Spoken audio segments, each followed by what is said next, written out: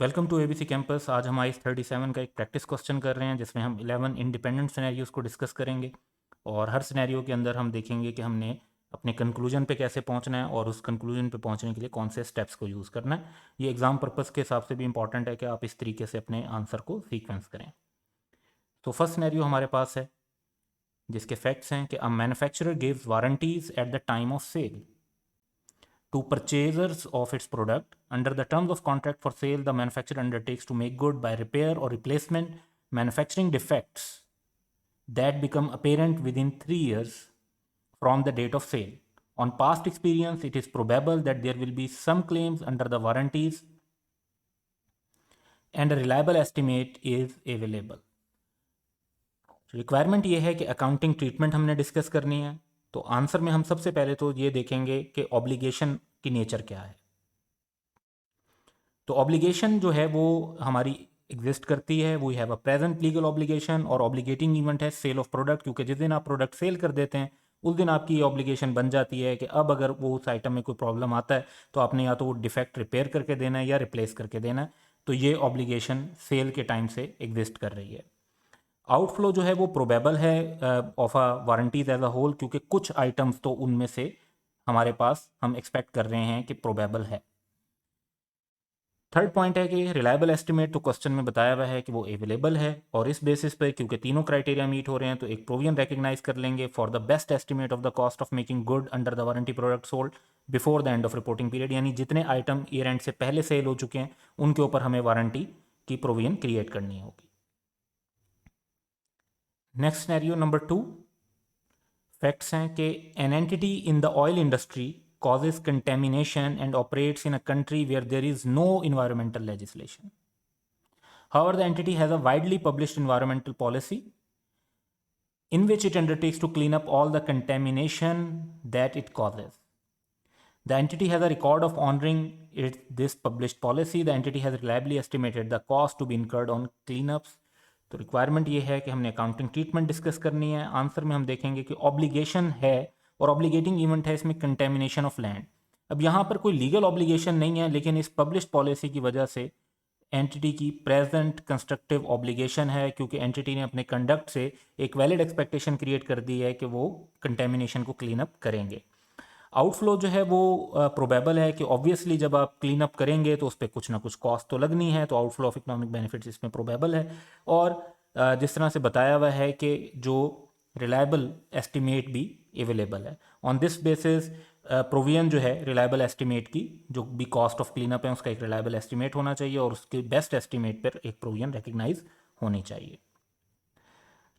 Third scenario है कि an entity operates an offshore oil field where its licensing agreement requires it to remove the oil rig at the end of production and restore the seabed।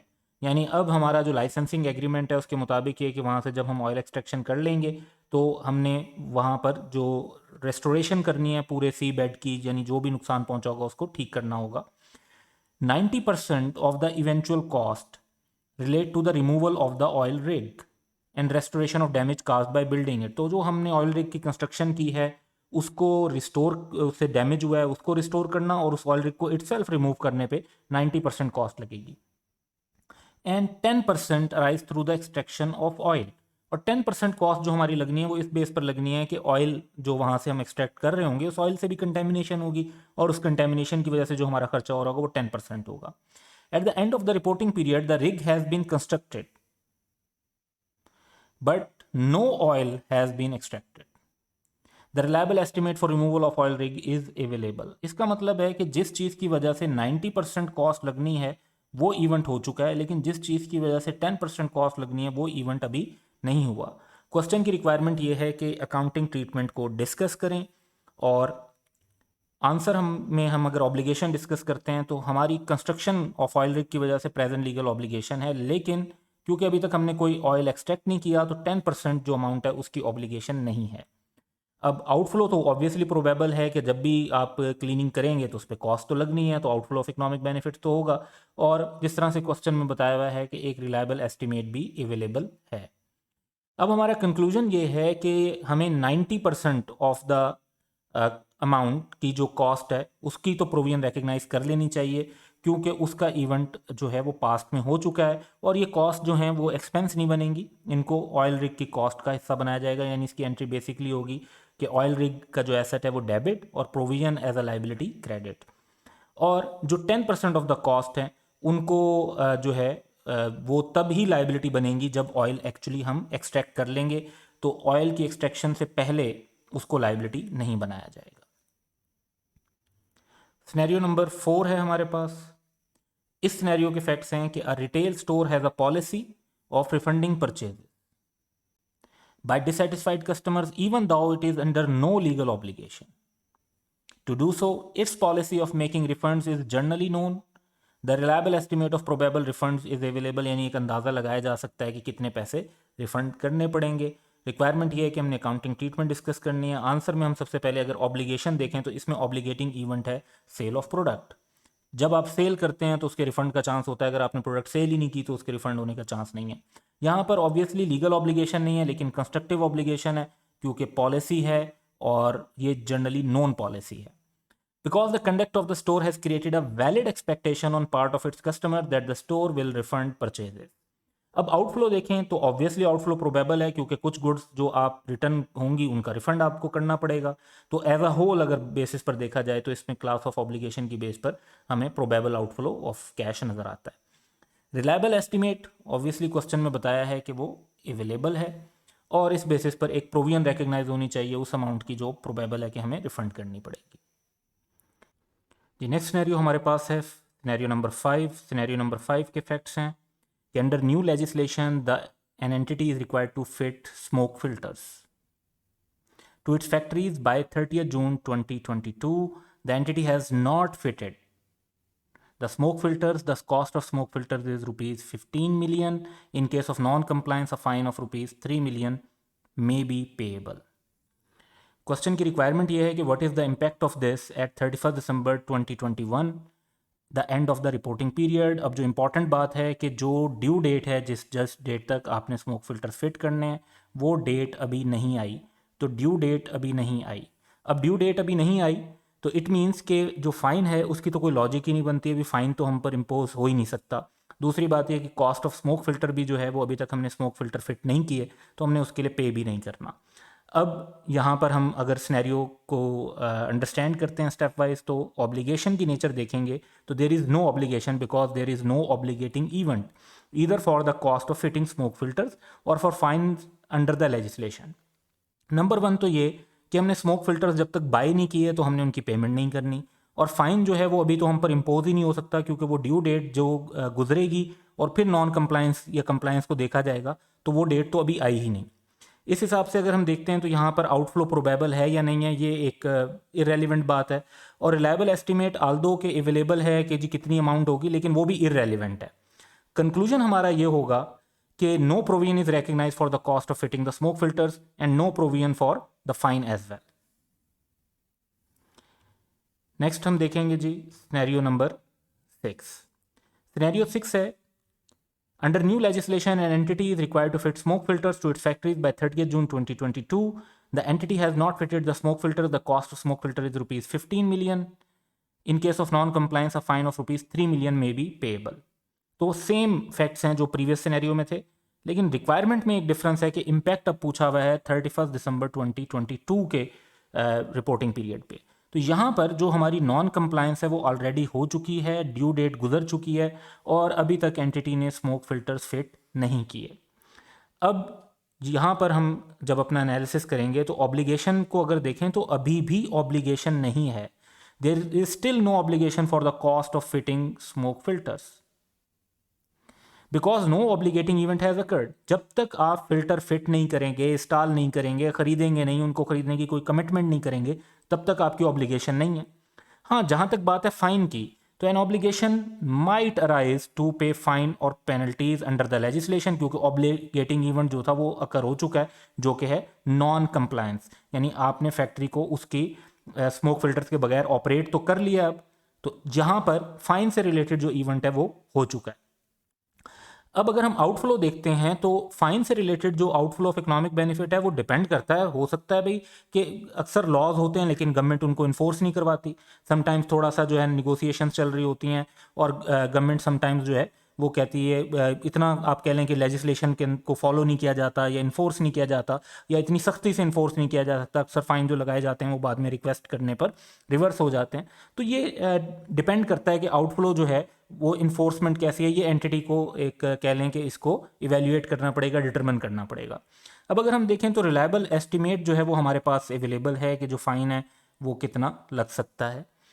तो conclusion ये है कि provision recognise नहीं करनी cost of fitting smoke filters की, तो इनकी तो प्रोविजन रिकग्नाइज नहीं होगी। हाँ, प्रोविजन रिकग्नाइज हो सकती है किसकी, फाइन एंड पेनल्टीज की, वो भी अगर प्रोबेबल हो कि हमें फाइन इम्पोज होंगे और फिर हमें उनकी पेमेंट करनी पड़ेगी।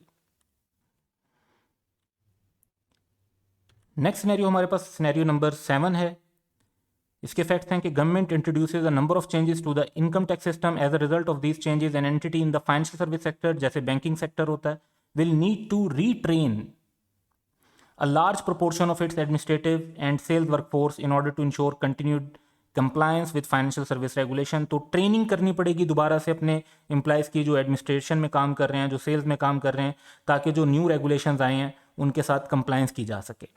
Eight the end of the reporting period no retraining of staff has taken place. तो एंटिटी ने अभी तक कोई ट्रेनिंग नहीं करवाई और क्वेश्चन की रिक्वायरमेंट है कि इसकी अकाउंटिंग ट्रीटमेंट को डिस्कस करें। तो यहाँ पर भी एंटिटी की कोई ऑब्लिगेशन नहीं है, क्योंकि जब तक आप ट्रेनिंग नहीं करवाएंगे आपको ट्रेनिंग के पैसे तो नहीं देने पड़ेंगे। आउटफ्लो एप्लीकेबल ही नहीं है, रिलायबल एस्टिमेट इरेलीवेंट है, कोई प्रोविजन रिकग्नाइज नहीं करेंगे। अब ये क्वेश्चन को थोड़ा सा हम मजीद डिस्कस करेंगे इस एंगल से कि अगर एंटिटी ट्रेनिंग नहीं करती अपने स्टाफ की और फिर नॉन कंप्लायंस हो जाती है तो क्या होगा। हाँ, ट्रेनिंग ना करवाने की वजह से जब नॉन कंप्लायंस हो जाएगी किसी लॉ की तो वो नॉन कंप्लायंस ऑब्लिगेटिंग इवेंट होगा और उसकी फिर प्रोविजन को कंसीडर किया जाएगा कि रिकग्नाइज करना है या नहीं करना। ट्रेनिंग करवाना इटसेल्फ ऑब्लिगेटिंग इवेंट नहीं है, ट्रेनिंग की वजह से नॉन कंप्लायंस हो जाना वो लॉ के अंडर वो ऑब्लिगेटिंग इवेंट बनेगा। नेक्स्ट सिनेरियो हमारे पास सिनेरियो 8 है। After wedding in 2020 10 people died possibly as a result of food poisoning from products sold by the entity.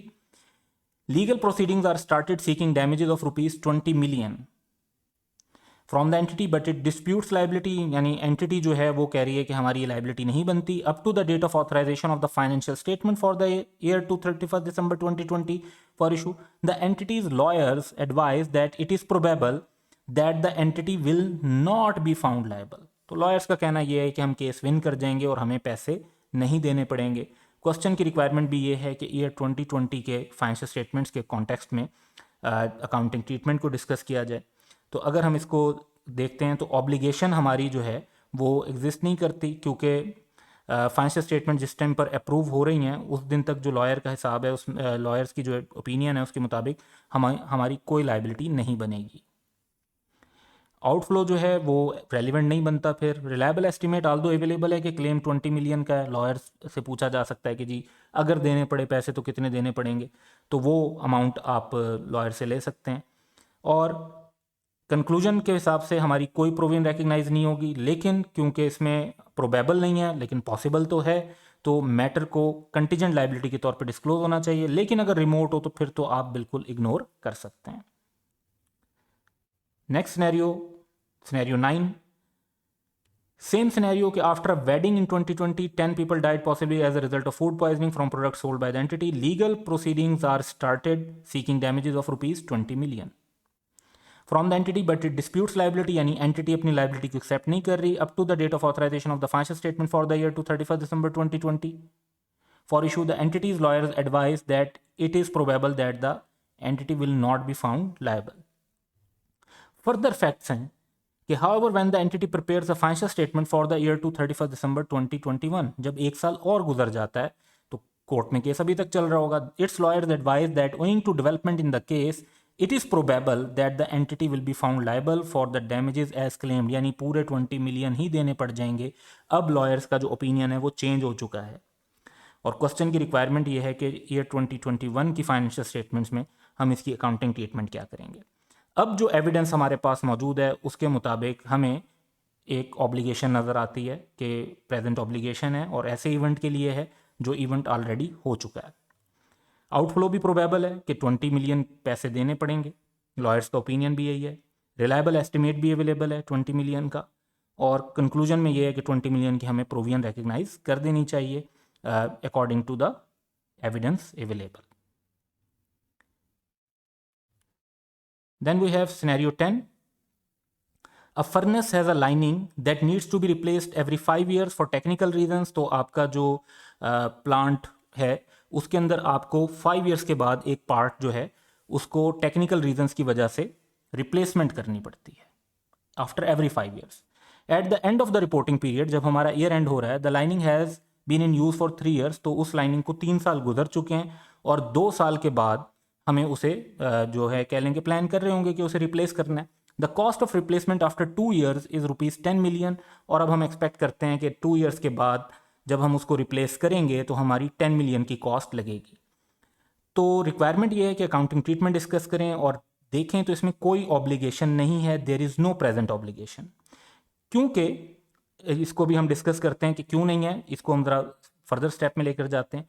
Outflow फिर नॉट एप्लीकेबल हो जाएगा, एस्टिमेट भी इरेलीवेंट हो जाएगा। आंसर इसके नो प्रोविजन इज रिकग्नाइज, क्योंकि प्रेजेंट ऑब्लिगेशन ही नहीं है। अब क्यों नहीं है प्रेजेंट ऑब्लिगेशन, इसको ज़रा डिस्कस करते हैं।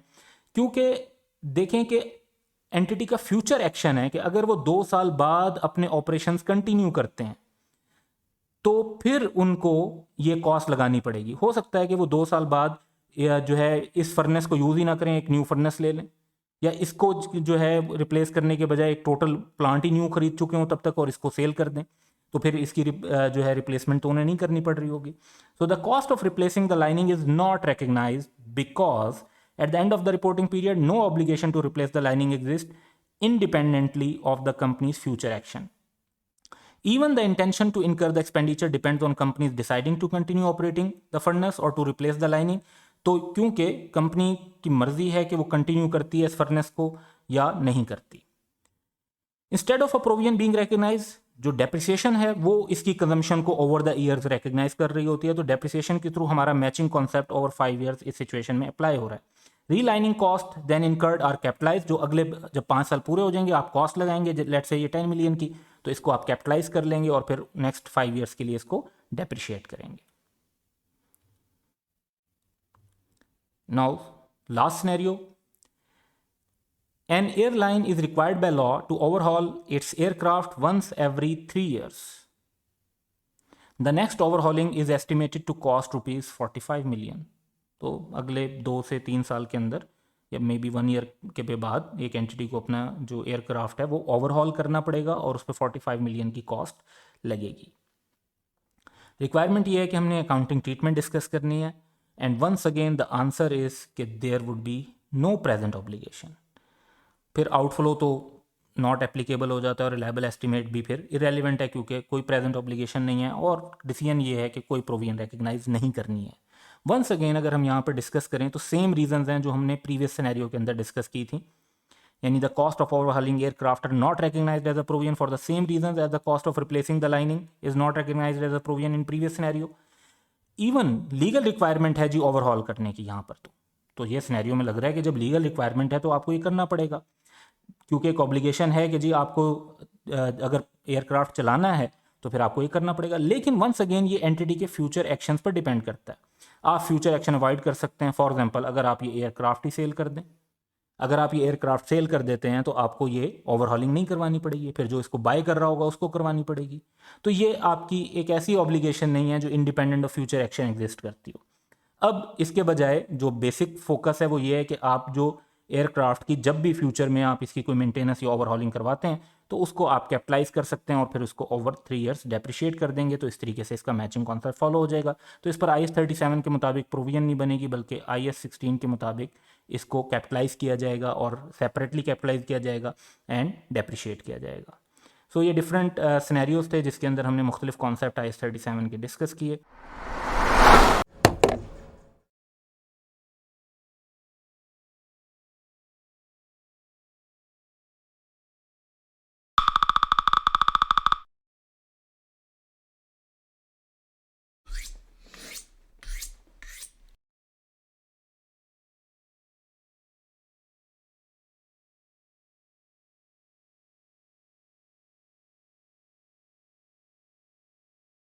Welcome to ABC campus. आज हम आईएस 37 में मेजरमेंट का टॉपिक कवर करेंगे, जिसमें पहला इशू है कि आईएस 37 की रिक्वायरमेंट है कि बेस्ट एस्टिमेट को यूज़ करना चाहिए। तो इसमें जो मेन रिक्वायरमेंट है वो ये है कि the amount recognized as a provision shall be the best estimate of the expenditure required to settle the present obligation at the end of the reporting period. तो हमें बेस्ट एस्टिमेट को use करना है जो प्रेजेंट ऑब्लिगेशन को settle करने के लिए रिक्वायर्ड हो, और वो अमाउंट लेनी है जो एंड ऑफ रिपोर्टिंग पीरियड पर हम समझते हैं कि अगर सेटल करते तो हमें क्या अमाउंट देनी पड़ती। अब ये ज़रूरी नहीं है कि आप इस वजह से जो एक्चुअली है वो पीरियड एंड पर ही सेटल करें।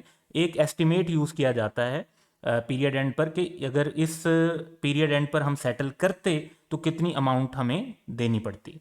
अब वर्ड तो यूज़ कर दिया बेस्ट एस्टिमेट, लेकिन बेस्ट एस्टिमेट का मतलब क्या है? तो बेस्ट एस्टिमेट का मतलब है amount that an entity would rationally pay to settle, यानी अननेसेसरली ज़्यादा भी ना पे कर रहे हो और जो उसको सेटल भी करने के लिए ज़रूरी होगी। तो rationally pay to settle obligation at the end of reporting period और to transfer it to a third party at that time, कि अगर हम खुद ना पे कर रहे हों और अपनी लाइबिलिटी किसी और को ट्रांसफ़र कर रहे हों तो वो कितने पैसे लेगा हमसे कि वो लाइबिलिटी अपने ज़िम्मे ले ले, लाइबिलिटी खुद एज्यूम कर ले।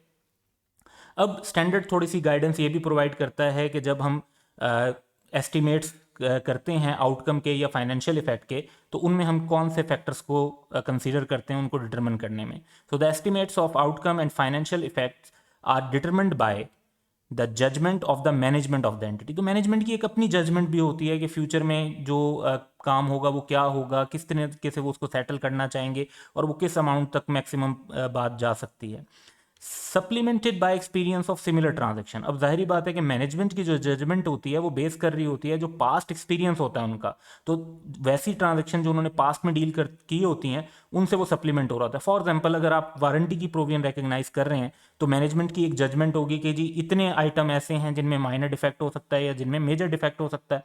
अब ये उन्हें कहाँ से पता चलेगा? उन्हें अपने पास्ट एक्सपीरियंस से पता चलेगा कि जो पहले वो ट्रांजेक्शन्स करते रहे उसमें वारंटी क्लेम्स की रेशो तकरीबन क्या रही है। लेकिन बाज़ केसेस में ऐसा भी होता है कि आपके पास पास्ट एक्सपीरियंस अवेलेबल नहीं होता, तो उन केसेस में जो इंडिपेंडेंट एक्सपर्ट्स होते हैं उनकी रिपोर्ट्स और ओपिनियन को भी यूज़ किया जा सकता है। फिर जो एविडेंस हम कंसीडर करेंगे उसमें वो एडिशनल एविडेंस भी शामिल होगा जो events after the reporting period का है, यानी IAS 10 के मुताबिक भी अगर हमें कोई इन्फॉर्मेशन ईयर एंड के बाद भी मिलती है तो उसको भी हम एडजस्टिंग इवेंट के तौर पर कंसीडर करेंगे। फर्दर IAS 37 की रिक्वायरमेंट है कि प्रोविजन जो है उसे बिफोर टैक्स मेजर करेंगे, क्योंकि जितने भी उसके टैक्स कंसिक्वेंसेज हैं वो IAS 12 इनकम टैक्स स्टैंडर्ड है उसके अंदर कवर हो जाते हैं। अब हम बात करेंगे कि बेस्ट एस्टिमेट में हमने अनसर्टेनिटीज़ के साथ कैसे डील करना है और स्पेसिफिकली कैलकुलेशन की गाइडेंस जो IAS 37 प्रोवाइड करता है उस पर बात करेंगे। So, uncertainties surrounding the amount to be recognized as a provision are dealt with by various means according to the circumstances. जैसे circumstances होंगे उस हिसाब से कैलकुलेशन की जाएगी। कोई एक कैलकुलेशन का मेथड जो है वो वन फिट फॉर ऑल नहीं है कि आप एक मेथड ही हर तरह की कैलकुलेशन के अंदर यूज़ कर लें।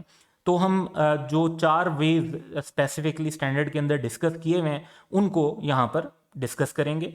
तो पहला इशू जो स्टैंडर्ड में डिस्कस हुआ है वो है कि ऐसी प्रोविजन जो लार्ज पॉपुलेशन ऑफ आइटम को इन्वॉल्व करती हो।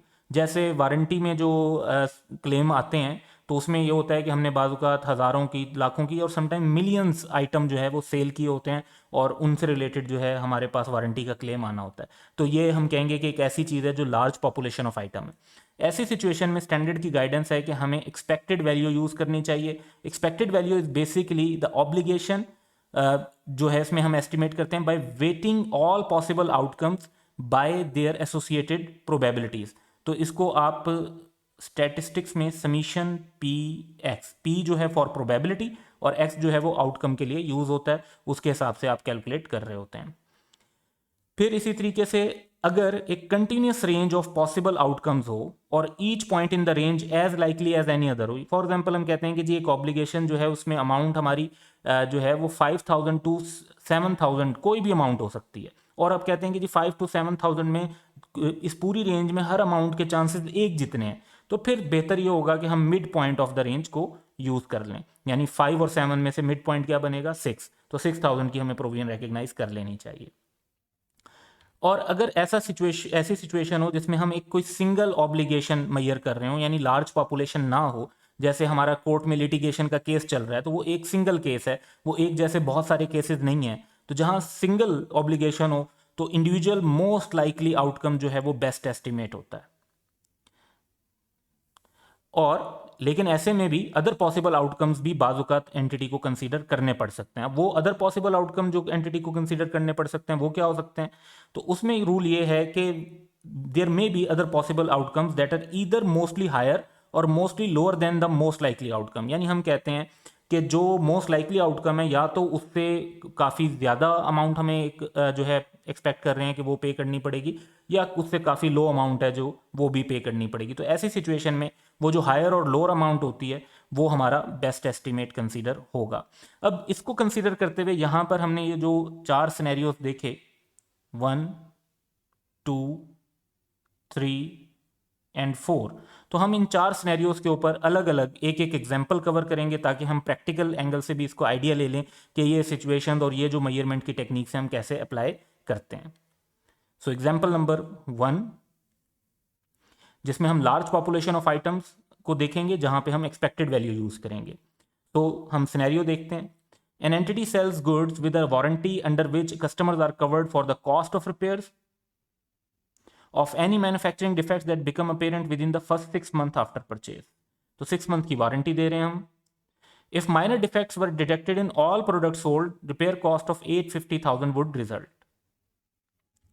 If major defects were detected in all products sold, repair cost of rupees 4.5 million would result. The entity's past experience and future expectations, अब ये मैनेजमेंट की बेसिस है, indicate that for the coming year 75% of the goods sold will have no defect। यानी 75% item में तो warranty claim आने का chance ही नहीं है। 20% of the goods sold will have minor defects and 5% of the goods sold will have major defects। तो इस basis पर अब हमने रिक्वायरमेंट ये है कि कैलकुलेट करें अमाउंट ऑफ प्रोविजन जो हमें रिकग्नाइज करनी चाहिए, तो हम एक्सपेक्टेड वैल्यू यूज करेंगे। So the best estimate in this case is expected value of warranty expenditure, expected value of the cost of repair जो कैलकुलेट होगी। तो हम देखते हैं कि जी 75% पर तो हमारी नील कॉस्ट लग रही होगी क्योंकि उनमें तो कोई डिफेक्ट एक्सपेक्टेड ही नहीं है। बाकी 20% ऑफ 850,000 हमारा लगने का चांस है क्योंकि 20% आइटम्स के अंदर हम एक्सपेक्ट कर रहे हैं कि हमारा माइनर डिफेक्ट होगा। और 5% आइटम पे 4.5 मिलियन का 5% जो है वो हमारी कॉस्ट मेजर डिफेक्ट्स पे लगने का चांस है। और इस बेसिस पर जो टोटल अमाउंट बनती है वो 395,000 की बनती है। तो हमारी जो प्रोविजन रिकग्नाइज होगी वो 395,000 की होगी। और ये जो 395,000 है that is basically expected value. और अगर आप यहाँ पर देखें तो ये जो आउटकम है दैट इज एक्स, जो परसेंटेजेस हमने ली हुई हैं प्रोबेबिलिटीज़ की, ये कंबाइन अगर करें तो ये 100% ही बनेगा, दैट इज P। और ये जो फाइनल आंसर हमारे पास आ रहा है ये है PX। और 395,000 की जो अमाउंट है दैट इज समीशन PX। तो स्टैटिस्टिकली भी एक्सपेक्टेड वैल्यू कैलकुलेट की जाती है।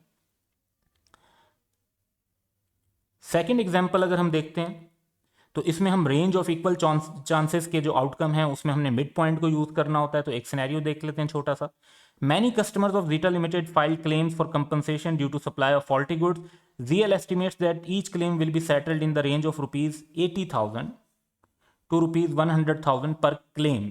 Each amount in this range is as likely as any other। यानी 80,000 का भी उतना ही चांस है जितना 90,000 का है, जितना 95,000 का है, जितना 82,000 का है, जितना 94,000 का है, जितना 100,000 का है। यानी इस पूरी रेंज में हर अमाउंट का इक्वल चांस है। तो ऐसी सिचुएशन में हमने एडवाइस करना है। तो अब ऐसी सिचुएशन में हमारी एडवाइस ये है कि मिड पॉइंट यूज होना चाहिए, यानी 80,000 और 100,000 का मिड पॉइंट होगा 90,000 पर क्लेम।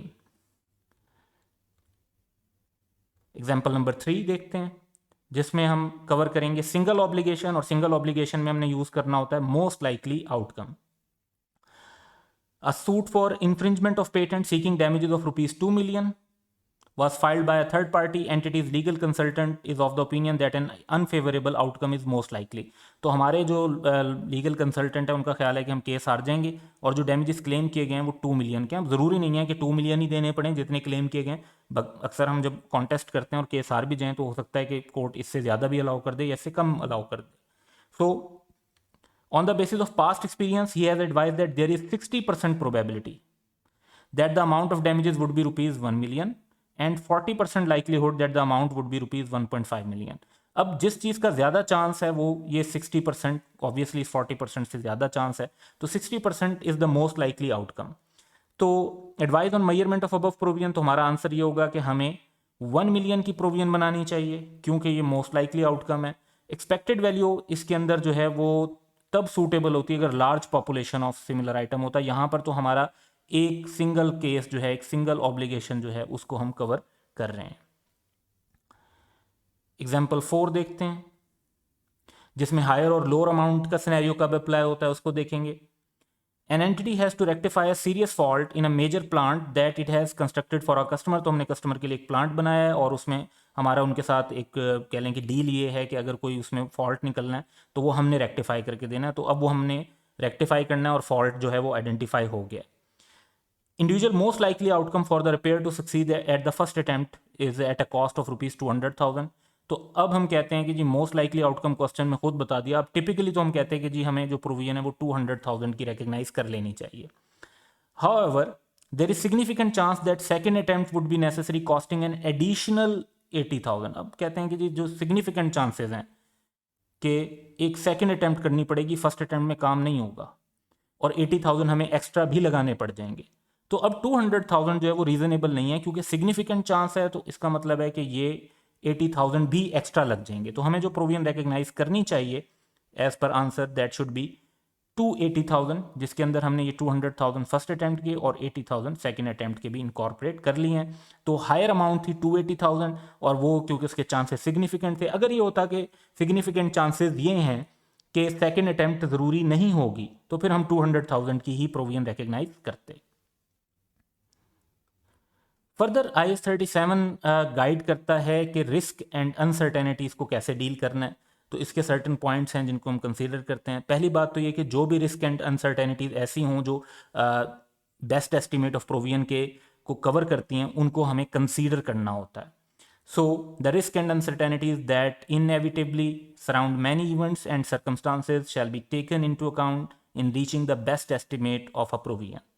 अब रिस्क का मतलब ये होता है कि आउटकम डिफरेंट हो सकता है। अगर आपको सर्टन पता है कि एक काम ऐसे ही होना है तो फिर तो कोई रिस्क नहीं है, फिर जो भी है वो सामने है कि ये चीज़ आएगी, एक प्रॉब्लम है और वो एग्जिस्ट करता है। रिस्क ये होता है कि ऐसा भी हो सकता है और ऐसा भी हो सकता है। तो नॉर्मली हम कहते हैं कि नेगेटिव आउटकम आने के जो चांसेस होते हैं उसको हम रिस्क कहते हैं। तो रिस्क डिस्क्राइब करता है वेरिएबिलिटी ऑफ आउटकम को, कि जो हमने आउटकम सोचा हुआ है उसके अंदर क्या डिफरेंट वेरिएशन आ सकती हैं, जो हमने अमाउंट सोची हुई है वो इससे कितनी ज़्यादा बढ़ सकती है, वो इससे कितनी कम हो सकती है।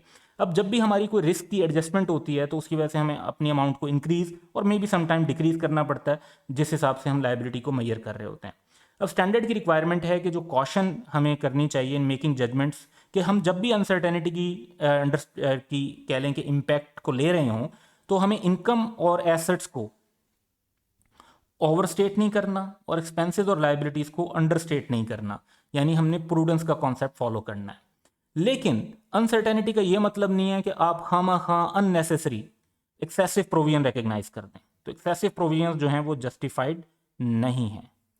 इसी तरह डेलिब्रेट यानी जानबूझ के लाइबिलिटीज को ज्यादा शो करना भी स्टैंडर्ड में अलाउड नहीं है।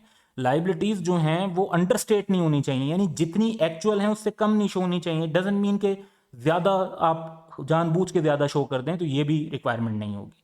सो care is needed to avoid duplicating adjustment for risk and uncertainties. यानी अगर आप कहते हैं कि रिस्क का फैक्टर जो है वो आप बार बार कंसीडर कर रहे हैं एक सिंगल कैलकुलेशन के अंदर, तो उससे डुप्लीकेशन हो जाएगी और आपकी प्रोविजन ओवरस्टेट हो जाएगी, जो कि once again true and fair view के अगेंस्ट होगा। स्टैंडर्ड की ये रिक्वायरमेंट भी है कि जो अनसर्टेनिटी सराउंड करती है अमाउंट ऑफ एक्सपेंडिचर को, उनका डिस्क्लोजर भी दिया जाए। Present value and future event, तो हम कब प्रेजेंट वैल्यू यूज करेंगे और फ्यूचर इवेंट्स को हमने किस हद तक कंसीडर करना है और किस हद तक कंसीडर नहीं करना। तो लेट्स टॉक अबाउट दिस। तो पहली बात तो ये कि अमाउंट ऑफ प्रोविजंस को हम डिस्काउंट करते हैं, यानी प्रेजेंट वैल्यू पर लेते हैं। कब लेते हैं? हमेशा नहीं लेते, सिर्फ तब जब effect of time value of money is material.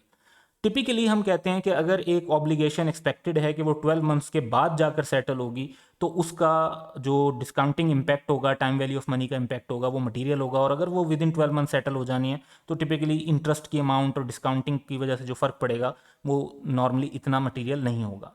अब डिस्काउंटिंग के लिए जो हमने रेट यूज़ करना है वो हमने प्री टैक्स रेट यूज़ करना है, क्योंकि हम जो कैश फ्लोज लेते हैं वो भी टैक्स प्री टैक्स लेते हैं, तो हम जो रेट यूज़ कर रहे होंगे वो भी प्री टैक्स रेट लेंगे, पोस्ट टैक्स रेट नहीं लेंगे, यानी वो रेट जो टैक्स से पहले वाले टैक्स को लेस किए बगैर जो कैश फ्लोज हैं जो उन पर अप्लाई होता है, प्री टैक्स रेट लेना है। और ऐसा रेट होना चाहिए जो करंट जो मार्केट असेसमेंट है टाइम वैल्यू ऑफ मनी की उसको भी रिफ्लेक्ट करे, और जो उस लाइबिलिटी से रिलेटेड स्पेसिफिक रिस्क हैं उनको भी रिफ्लेक्ट करे। अब डुप्लीकेशन को अवॉइड करने के लिए ज़रूरी है कि अगर आपने अपने कैश फ्लोज में कोई रिस्क एडजस्ट कर लिए हैं तो फिर उनको अपने डिस्काउंट रेट्स में एडजस्ट ना करें। अब दो तरीके होते हैं देखें रिस्क को एडजस्ट करने के। एक तरीक़ेकार ये होता है कि हम समझते हैं कि एक सिचुएशन के अंदर रिस्क ज़्यादा हो गया है, तो हम कहते हैं कि जो अमाउंट हमें सेटल करनी है वो अमाउंट हमें बढ़ा देते हैं। पहले हमने सोचा हुआ था कि 100,000 में जो है ये सेटल हो जाएगा, अब हम कहते हैं रिस्क बढ़ गया तो हमने 120,000 कर दिया उसको, तो कैश फ्लो बढ़ा दिया। दूसरा तरीक़ेकार ये होता है कि हमने जो प्रेजेंट वैल्यू लेनी होती है, अगर हम 100,000 की पहले प्रेजेंट वैल्यू 15% पे ले रहे थे तो अब हम कहते हैं रिस्क बढ़ गया तो हम 20% पे प्रेजेंट वैल्यू जो है वो कंसीडर करते हैं। उससे प्रेजेंट वैल्यू में जब आप या लोअर रेट को इनकॉर्पोरेट करते हैं तो आप ज़्यादा प्रेजेंट वैल्यू रिकॉर्ड कर रहे होते हैं। तो या आप अपने डिस्काउंट रेट के अंदर एडजस्टमेंट करेंगे या आप अपने कैश फ्लो के अंदर एडजस्टमेंट करेंगे, दोनों में एक साथ एडजस्टमेंट सेम रिस्क की नहीं करेंगे, क्योंकि दोनों में एक साथ रिस्क की एडजस्टमेंट करने से डुप्लीकेशन हो जाएगी आपकी कैलकुलेशन में। अब फ्यूचर इवेंट्स को अगर हम देखते हैं तो फ्यूचर इवेंट्स के बारे में भी स्टैंडर्ड की रिक्वायरमेंट है कि future events may affect the amount required to settle an obligation and they shall be reflected in the amount of a provision where there is a sufficient objective evidence. Now this is very important. Sufficient से तो पता चल रहा है कि हाँ जी मुनासिब evidence होना चाहिए। ऑब्जेक्टिव एविडेंस से मुराद है ऐसा एविडेंस जो हमारी अपनी जजमेंट पे बेस ना करता हो, बल्कि एक ऐसा एविडेंस हो जिसे सब माने, वो ऑब्जेक्टिव हो, यानी एवरीबॉडी थिंक्स के that yes this is the proper evidence of this thing. तो उसको बेस पर हम जो है उसको कंसीडर करेंगे। हाँ, हम ऐसी चीज़ों को कंसीडर नहीं करेंगे जो चांस बेस्ड हो, सिर्फ हमारी एक ज़ाती राय हो, उसको कंसीडर नहीं करेंगे। अब इसमें जो दो स्पेसिफिक चीज़ें स्टैंडर्ड डिस्कस करता है, एक है expected future technology. So it is appropriate to include for example expected cost reductions associated with increased experience in applying existing technology or expected cost of applying existing technology to a larger or more complex cleanup operation than has previously been carried out। तो आप अगर एक environmental cleanup कर रहे हैं और आप कहते हैं कि जी इस तरह के cleanup पे पहले तो ये मशीनरी यूज़ नहीं हुई, लेकिन मशीनरी एग्जिस्ट करती है, और अब आप कहते हैं कि अगर उस मशीनरी को हम यूज़ करेंगे तो उससे हमारी कॉस्ट जो है वो कम लगेगी, तो आप वो रिड्यूस्ड कॉस्ट जो रिडक्शन है उसकी बेस पर एक्सपेक्टेड पर कैलकुलेशन कर सकते हैं, क्योंकि टेक्नोलॉजी ऑलरेडी एग्जिस्ट करती है, उसका यूजेज हमें पता है, उससे वो काम हो सकता है, तो there is sufficient objective evidence. अच्छा, लेकिन अगर आप ये कहते हैं कि जी एक ऐसी है, हमने कोई वीडियो देखी थी यूट्यूब पे और या किसी सोशल मीडिया पर, और उसमें वो बता रहे हैं कि जी नई टेक्नोलॉजी आने वाली है और उसकी बेस पर अब हम सोचते हैं कि इस टेक्नोलॉजी के आने के बाद तो हमारी कॉस्ट काफ़ी कम लगेगी, तो वो टेक्नोलॉजी हो सकता है अभी डेवलपमेंट के फेज़ में हो, तो वो पता नहीं अवेलेबल होती है टेक्नोलॉजी या नहीं होती, कमर्शियली फिजिबल होती है या नहीं होती, तो ऐसी टेक्नोलॉजी की बेस पर हम नहीं कहेंगे कि सफिशेंट ऑब्जेक्टिव एविडेंस है, उसमें सफिशेंट ऑब्जेक्टिव एविडेंस कंसीडर नहीं किया जाएगा। तो supported by sufficient objective evidence होगा तो फिर कंसीडर करना है, वरना नहीं करना। इसी तरह बात करते हैं जी पॉसिबल न्यू लेजिस्लेशन की, कि एक नया लॉ अगर बनना है तो न्यू लॉ का इम्पैक्ट भी आप अपनी एग्जिस्टिंग ऑब्लिगेशन में कंसीडर करेंगे जब सफिशिएंट ऑब्जेक्टिव एविडेंस हो कि लॉ ने वर्चुअली सर्टन है कि इनेक्ट हो जाना है। अब नॉर्मली हमारी ये एजम्पशन नहीं होती कि एक लॉ जो है वो वर्चुअली सर्टन है, क्योंकि जब तक वो लॉ का पूरा प्रोसेस पूरा नहीं होगा तब तक वो लॉ नहीं बनेगा, लेकिन सम सिचुएशंस में हम कहते हैं कि जी सिर्फ फॉर्मेलिटीज़ बाकी हैं और बाकी जो है वर्चुअली सर्टन है कि लॉ इनेक्ट हो जाएगा। और एविडेंस जो है वो सिर्फ इस मामले का नहीं चाहिए होता कि जी वर्चुअली सर्टन है, एविडेंस इस बात का भी चाहिए होता है कि लेजिस्लेशन में क्या चीज़ डिमांड की जाएगी, और साथ ही ये भी चाहिए होता है कि क्या वो virtually certain to be enacted and implemented in due course है या नहीं। अब इस पर भी कुछ एग्जाम्पल्स डिस्कस करते हैं। So example number 5, X Limited has installed a plant, useful life 10 years है, at a total cost of rupees 20 million on January 1, 2011. There is a legal requirement to restore the site at the end of useful life. It is estimated that rupees 5 million shall have to be incurred on 31st December 2020, यानी 10 years के बाद। Using technology on the restoration that X limited has used in the past as well, यानी ये 5 million का estimate तो उस technology की base पर है जो हम पास्ट में भी कई बार यूज़ कर चुके हैं। However if another existing technology is used and on this type of restoration, यानी टेक्नोलॉजी एग्जिस्टिंग है लेकिन इस टाइप की रेस्टोरेशन पर अगर हम यूज़ करते हैं तो फिर सिर्फ 3 मिलियन की कॉस्ट लगेगी। तो entity uses pre tax discount rate of 10% wherever applicable. तो यहाँ पर 5 मिलियन के बजाय 3 मिलियन का एस्टिमेट ज़्यादा मुनासिब है, क्योंकि एग्जिस्टिंग टेक्नोलॉजी को यूज़ कर रहे हैं तो सफिशिएंट ऑब्जेक्टिव एविडेंस है कि वो टेक्नोलॉजी एग्जिस्ट करती है और उसको बेस करके हम कैलकुलेशन कर सकते हैं। सो रिक्वायरमेंट है कि जी अमाउंट ऑफ प्रोविजन को बताना है स्टार्ट में कितने की रिकॉर्ड होगी। तो due to recent technological development entity जो है वो 3 मिलियन की प्रोविजन को कंसीडर करेगी 5 मिलियन के बजाय, ताकि फ्यूचर इवेंट्स के इंपैक्ट को भी रिफ्लेक्ट किया जा सके। फर्दर क्योंकि टाइम वैल्यू ऑफ मनी का इंपैक्ट मटीरियल है, 10 साल का इंपैक्ट है, तो 10 ईयर्स के अंदर अमाउंट पे काफ़ी सारा फर्क पड़ जाएगा। तो ये 3 मिलियन को की प्रोविजन रिकवर नहीं होगी, 3 मिलियन की को हम डिस्काउंट करेंगे, इसकी प्रेजेंट वैल्यू कैलकुलेट करेंगे। तो प्रेजेंट वैल्यू कैलकुलेट करने के लिए 10% का rate 1.10 raise to power 10 years, तो 1.15 मिलियन हमारे पास आया। तो आप नोट कर रहे हैं कि प्रेजेंट वैल्यू का इम्पैक्ट यानी टाइम वैल्यू ऑफ मनी का इम्पैक्ट डेफिनेटली मटीरियल है, क्योंकि 3 मिलियन के बजाय जस्ट 1.15 मिलियन की अमाउंट रिकग्नाइज हो रही होगी। एक और एग्जाम्पल हम देखते हैं, example 6। An entity in the oil industry causes contamination, यानी जो ऑब्लिगेटिंग इवेंट है वो तो हो गया, but cleans up only when required to do so under the law of the particular country in which it operates.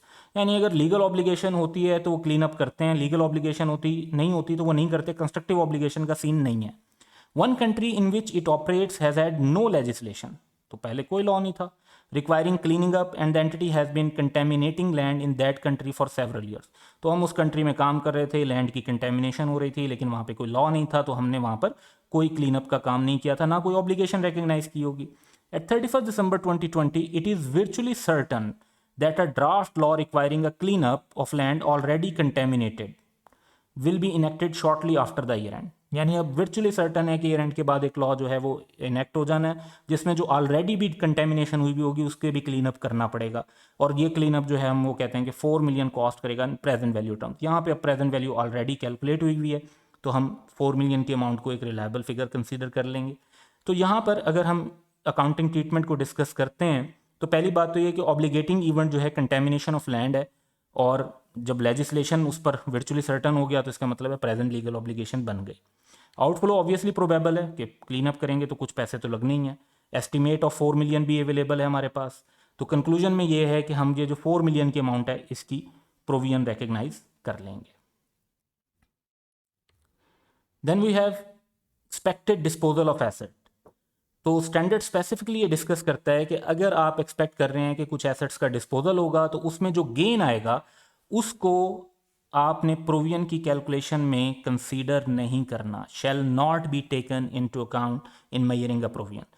Even if आप कहते हैं कि जो एक्सपेक्टेड डिस्पोजल है वो प्रोविजन से जो इवेंट है उसके साथ क्लोजली लिंक्ड है, यानी जिस चीज़ की आप प्रोविजन क्रिएट कर रहे हैं, फॉर एग्जांपल हम कहते हैं कि हम अपना कोई जो है प्लांट बंद कर रहे हैं और उससे रिलेटेड रीस्ट्रक्चरिंग की प्रोविजन रिकग्नाइज कर रहे हैं, और वो प्लांट जो है जब उसको डिस्पोज करेंगे तो उस पर एक हमें गेन होगा, तो स्टिल आप प्रोविजन की अमाउंट को अलग रखेंगे, गेन को सेपरेट रखेंगे। जो गेन है वो प्रोविजन की अमाउंट को अफेक्ट नहीं करेगा। It shall not be taken into account in measuring a provision. उसके बजाय आपको क्या करना चाहिए कि जब गेन ऑन डिस्पोजल अराइज हो तो जो उसका रेलिवेंट स्टैंडर्ड है, जैसे अगर वो प्रॉपर्टी प्लांट इक्विपमेंट का आइटम है तो I16, अगर वो इंटेंजिबल एसेट है तो I38, और if there is other asset जिस पर कोई और स्टैंडर्ड अप्लाई होता है तो उस स्टैंडर्ड के मुताबिक उसके गेन ऑन डिस्पोजल को आप रिकग्नाइज करेंगे। इस पर एक एग्जाम्पल भी देख लेते हैं। Example 7. Z Limited installed a plant costing rupees 25 million with a useful life of 10 years. There is legal requirement to restore the site used by the plant at the end of its useful life, which shall cost rupees 1 million. The plant has residual value of 2 million and may be sold for 3.5 million at the end of useful life. तो आप कहते हैं कि जी residual value तो 2 million है लेकिन cell 3.5 million का हो सकता है, तो गेन आ सकता है इस पर 1.5 मिलियन का। The assistant accountant is of the view that there is no need to create a provision for restoration as this shall be adjusted against the expected gain on disposal of the plant. तो बात यह है कि सिर्फ 1 million की provision है और 1.5 का एक्सपेक्टेड गेन है, तो असिस्टेंट अकाउंटेंट का ये ख्याल है कि हमें ऐसे में प्रोविजन रिकग्नाइज नहीं करनी चाहिए। तो रिक्वायर्ड ये है कि हमने असिस्टेंट अकाउंटेंट की स्टेटमेंट पे कमेंट करना है, और हमारा आंसर ये है कि प्रोविजन जो है वो 1 मिलियन की ही रिकग्नाइज होगी और गेन ऑन डिस्पोजल को हम प्रोविजन को मैयर करने में कंसीडर नहीं करेंगे, 1 मिलियन पे रिकग्नाइज करेंगे। बल्कि अगर आप ये समझते हैं यहाँ पर, अगर एक as a food for thought, कि आपका जो एसेट है वो 3.5 मिलियन का सेल हो जाएगा, तो अंडर आई16 आपको अपनी रेजिडुअल वैल्यू के एस्टिमेट को रिवाइज करना चाहिए और लोअर डेप्रिसिएशन चार्ज करनी चाहिए इस एसेट पे। अगर आप एक्सपेक्ट करते हैं कि इस एसेट को हम जो है वो 2 मिलियन के बजाय 3.5 मिलियन का सेल कर सकेंगे, may not be exactly 3.5 million, क्योंकि रेजिडुअल वैल्यू का जो कॉन्सेप्ट है वो करंटली ऑब्टेन, लेकिन एसेट की कंडीशन यूजफुल लाइफ के एंड वाली। ये जो 3.5 मिलियन है ये मे बी इन्फ्लेटेड अमाउंट हो, यानी करंट ऑब्टेन के हिसाब से ना हो उस टाइम पर जो हम एक्सपेक्ट कर रहे हैं after the inflation, but still if you feel that the amount is higher of residual value of an asset, तो रेजिडुअल वैल्यू के एस्टिमेट को रिवाइज करना चाहिए बजाय इसके कि हम प्रोविजन के अंदर उसकी मेजरमेंट को कंसीडर करें। So that's all for today, have a good day.